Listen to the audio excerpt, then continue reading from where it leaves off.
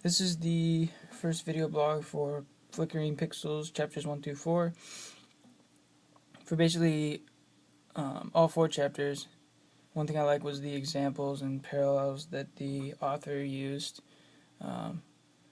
Made it easier to understand some of the materials and concepts. In chapter 1, it says, we're eager to embrace new cultures, cultural methods, media, and technologies.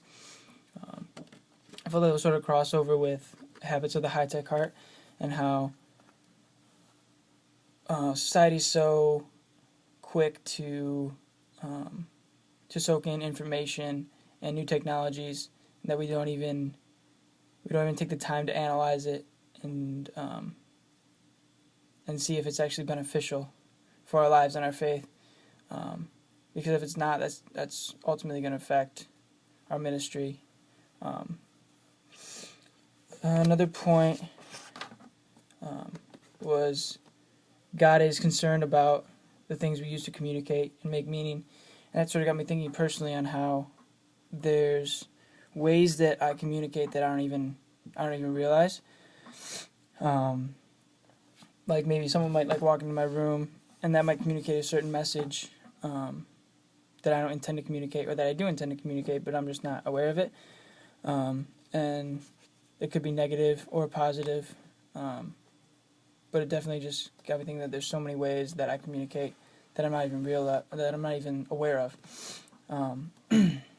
But basically, overall, each medium should be evaluated and looked at with both eyes open to see if it's actually beneficial.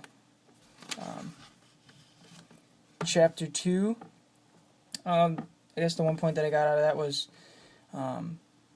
the methods may change, but the message stays the same.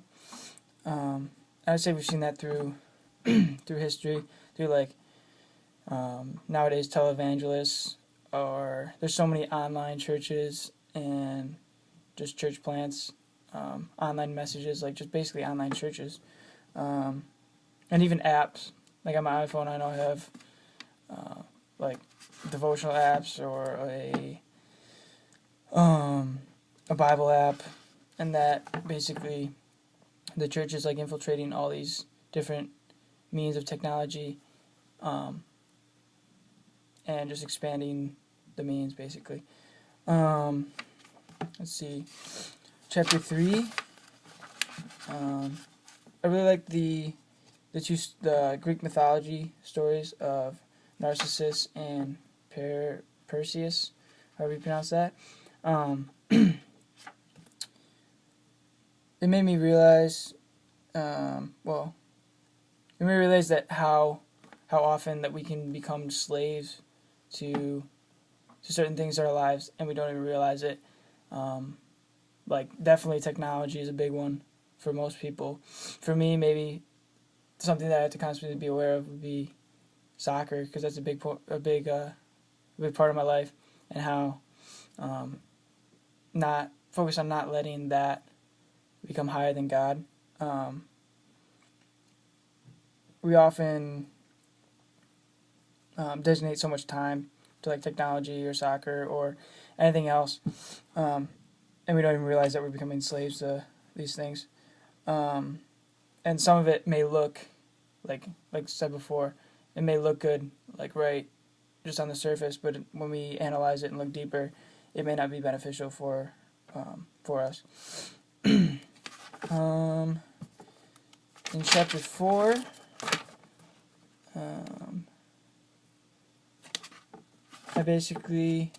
it made me realize how many forms of communication are actually out there, and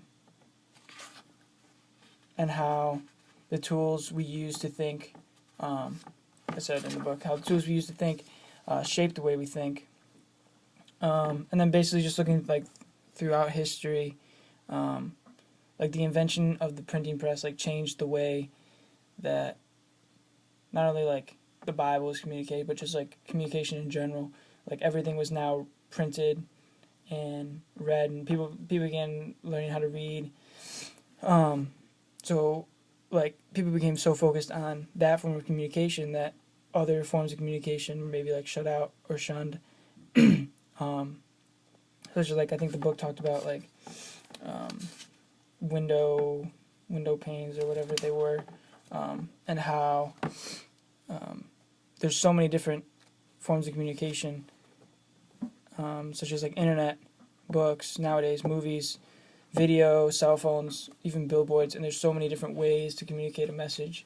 And if we focus on one, I think the book said something about how it can reverse, and there's negative aspects to that.